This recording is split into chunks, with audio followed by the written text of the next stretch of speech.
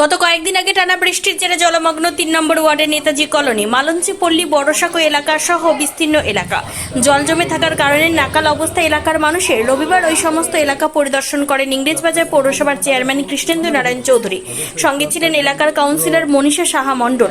কিভাবে জলমগ্ন এলাকা থেকে জমা জল নিকাশি করা যায় তা খতিয়ে দেখেন তিনি। দ্রুত জল নিকাশি করার ব্যবস্থা গ্রহণ করা হবে পৌরসভার পক্ষ থেকে বলে আশ্বাস দেন পুরপ্রধান। তোমার নামটা কেটে দেবো।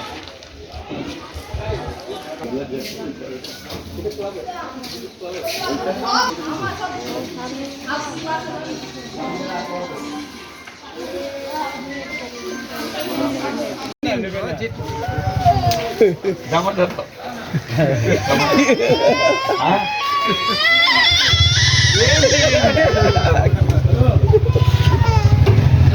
ওয়াটার লগিং হচ্ছে, হেভি রেন জন্য আমরা একটা ড্রেন বানাচ্ছি, যে ড্রেনটা ওই ব্রিজের পাশ মানে এনএইচের পাশ দিয়ে চলে যাচ্ছে, গিয়ে একদম ওখানে স্লাজ পয়েন্ট হবে, স্লাজ পয়েন্ট থেকে মহানন্দা নদী চলে যাবে।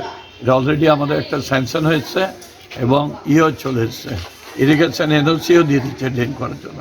কিন্তু দুর্গাপূজা বলে কাটাকাটি করলে অসুবিধা আছে, যা অপেক্ষা করছে।